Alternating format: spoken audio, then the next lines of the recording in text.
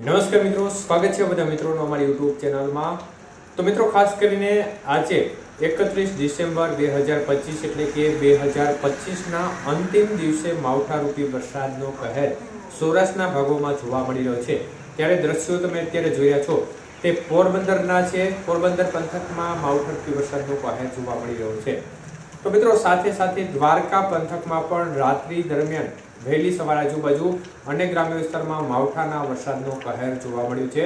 ખાસ કરીને western disturbance ઉત્તર ભારતના ભાગોમાંથી પસાર થઈ રહ્યું છે અને તેના વાદળોની જે લેયર છે તે ગુજરાતના ભાગો સુધી અને તેમાં પણ સૌરાષ્ટ્રના ભાગો સુધી આવી છે અને આ લેયર પસાર થઈ રહી છે।